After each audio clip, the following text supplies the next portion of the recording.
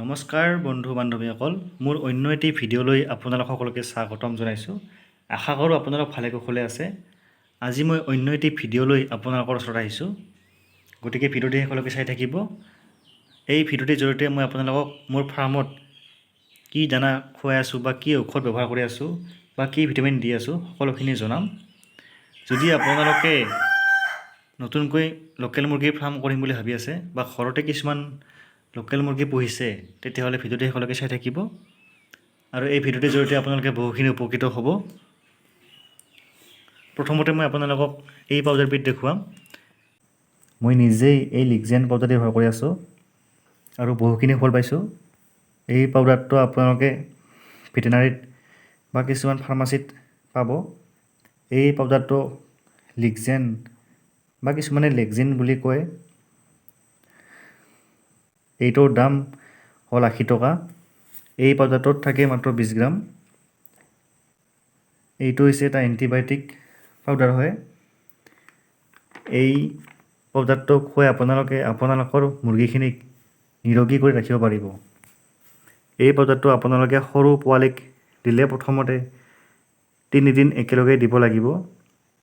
প্ৰথম দিন দিব, দ্বিতীয় দিন দিব আৰু তৃতীয় দিন দিব।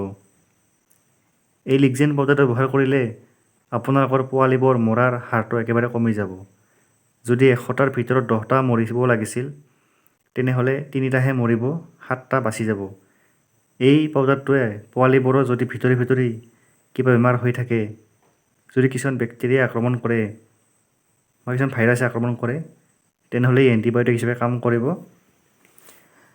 আৰু ডাঙৰ মুৰ্গীবোৰক যদি কিছুমান বেক্টেৰিয়া বা ভাইৰাছে আক্ৰমণ কৰে, বগা ৰঙৰ পায়খানা কৰে, সেউজীয়া ৰঙৰ পায়খানা কৰে, টোপনিয়াই থাকে আৰু যদি ডিঙিত খেৰখেৰ শব্দ কৰি থাকে, তেনেহ'লে এই পাউডাৰবিধ খুৱাই দিলে নিৰাময় লাভ কৰে। এই পাউডাৰবিধ পাৰিলে বেমাৰ নলগাতে খোৱালে ভাল হয়। প্ৰায় প্ৰতি সপ্তাহত 3 দিনকৈ খুৱাব লাগে।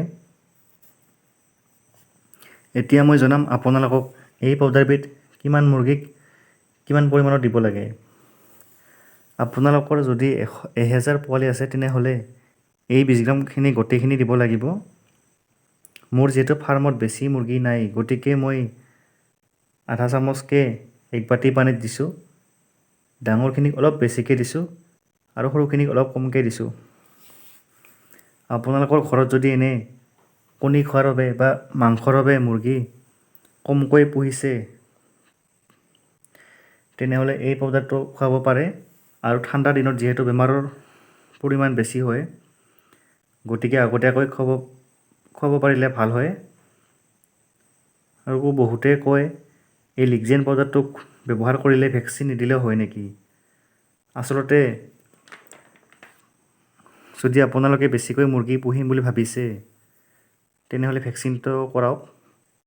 আৰু যদি কমকৈ পুহিছে, তেন্তে ভেকচিন কৰাত অলপ অসুবিধা হয়। আজিলৈকে মই মোৰ ফাৰ্মত ভেকচিন কৰা নাই আৰু এই পাউডাৰবিধ খুৱাই আছোঁ আৰু বহুখিনি ফল পাইছোঁ। পিছত মই আপোনালোকক দেখুৱাম এইটো হৈছে এটা ভিটামিন হয়। ইয়াৰ নাম হৈছে অষ্টভেট। এইটো গৰু ছাগলীকো খুৱায় আৰু লোকেল মুৰ্গীক খোৱালেও ভাল হয়। ইয়াত 500 ml থাকে। ইয়াৰ দাম হৈছে 88। এইটো খোৱালে লোকেল মুৰ্গীক আচলতে কণী পৰা মুৰ্গীবোৰক খোৱালে কণী অলপ বেছিকৈ পাৰে আৰু কিছুমান ভিটামিনৰ অভাৱ দূৰ হয়। মই সেইবাবে এইটো দি আছোঁ। এইটো প্ৰত্যেক সপ্তাহত 3 দিনকৈ দি আছোঁ। এইটো মই এচামুচকৈ দি আছোঁ এবাতি পানীত। আপোনালোকে তেনেকৈ খুৱাব পাৰে।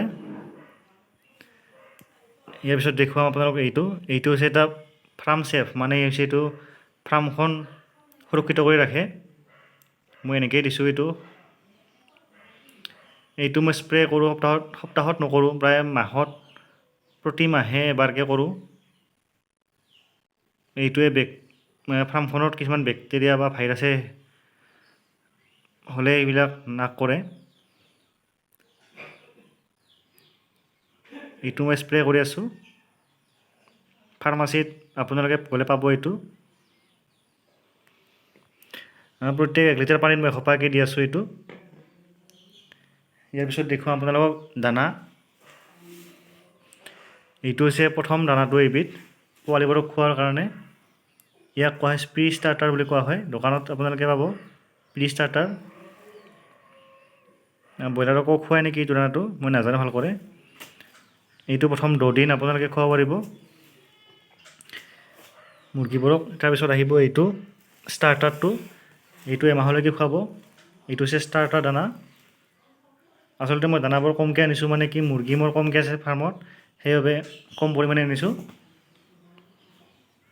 আপোনালোকে পেকেট আনিলে ভালদৰে বুজি পালেহেঁতেন, তথাপিও আপোনালোকক কৈছোঁ। তাৰপিছত এমাহৰ পিছত এইটো খুৱাব।